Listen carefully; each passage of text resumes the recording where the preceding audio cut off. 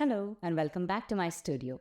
I have been practicing some gouache of late in my sketchbook, which on account of being glued together by me is now coming apart at the seams.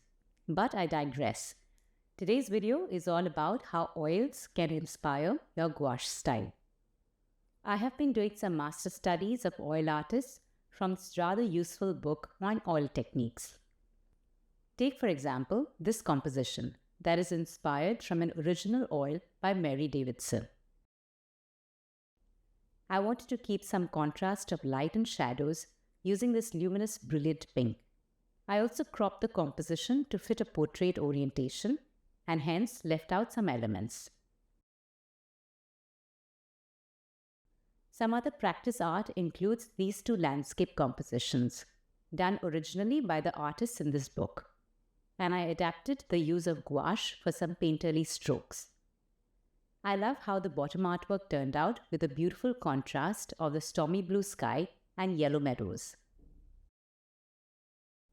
I wanted to try out more painterly style in gouache, and so I researched online on the famous 19th century Spanish oil artist Joaquín Sorolla, who is also monikered as the painter of light. I did a couple of his paintings as practice with gouache and some colored pencils. One was the San Vicente Cape in Mallorca from his later works, and one from his famous series of Boats on the Beach in Valencia.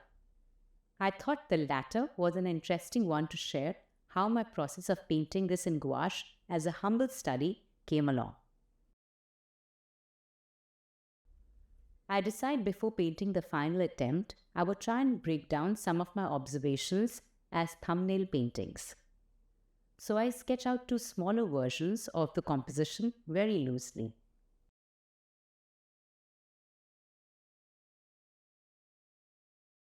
I'm using a sepia-toned oil pencil by Cretacolor.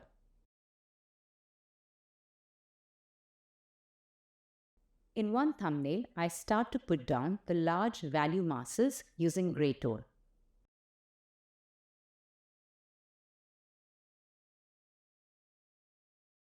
You can check out the original painting on the internet. At first glance, I see boats. But when I squint, I really see about 3 to 5 large value masses. The dark boats and the shadows below them as the darkest values. And then the sky above and sail with reflected light as medium values.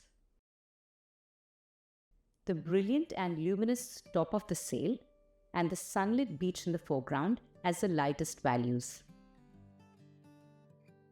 I don't set out to attempt a perfect 3, 5 or 7 value scale, but instead take this moment to appreciate that there are indeed many parts of the composition that are in between these light, mid and dark values.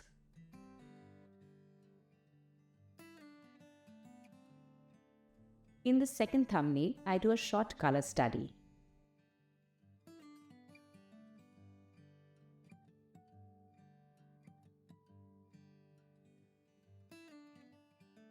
At first glance again, it may be easy to just assume the darkest parts of the boat are a very dark grey or black. But in the painting, the challenge is how to make the darks with color mixing.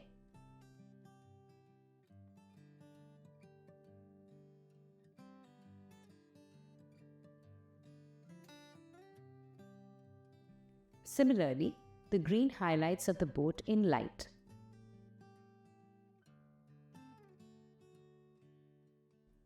This little exercise also allowed me to experiment with the temperature of colors. For example, choosing a greenish blue for the sky or a cool blue actually makes the sky look warm.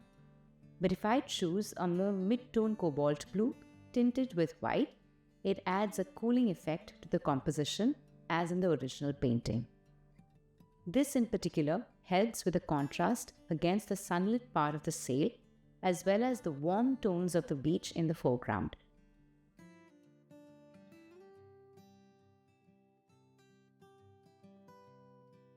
I also start to appreciate the role of muted purples and potentially other colors to paint the quote-unquote white sail. With these 2 quick studies done, I now start with the final attempt.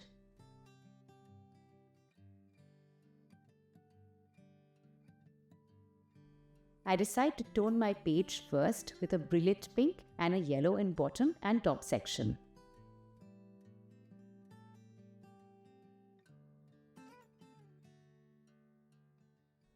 I do this largely due to how I paint with oils, but also because I want the lightest values of this composition to shine through as top layers later.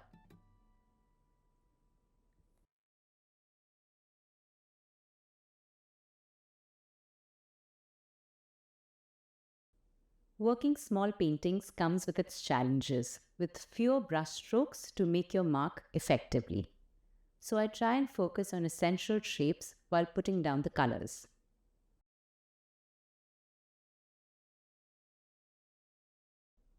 I first work on the mid-values and the dark value sections of the composition, capturing the sky with hints of clouds, and then the boats with the dark colors in shadows and lighter tones in the sun.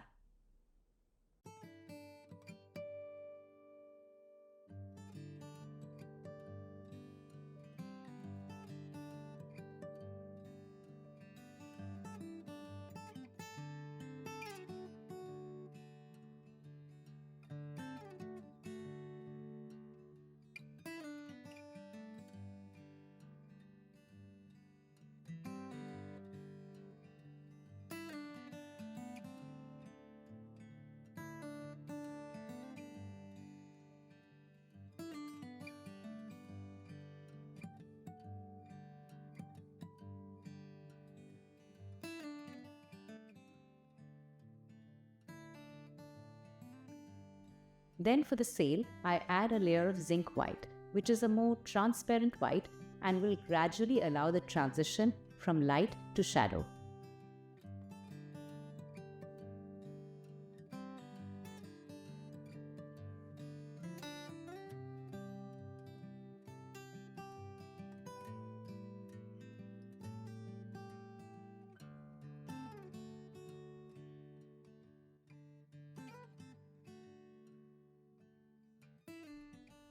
You will see here how the pink undertone shows as the white thins out.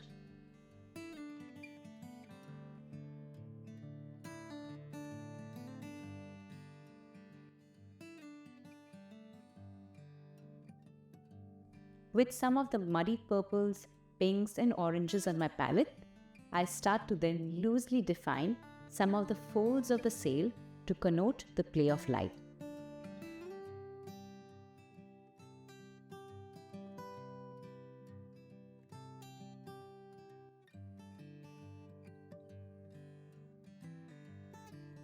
With a few brush strokes, I denote the ropes, mast, and other little details on the boat and let the eyes fill the rest.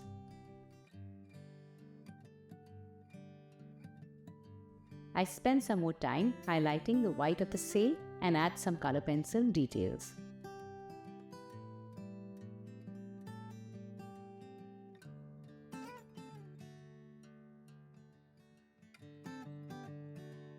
One thing that really fascinated me was painting the sail, which looks white from a distance but is actually full of violets, greens and pinks.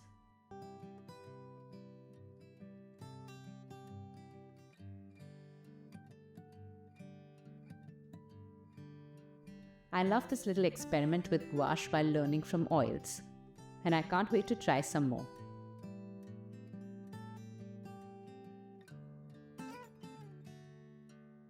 I'd love to know, who are some of your favorite artists and their work?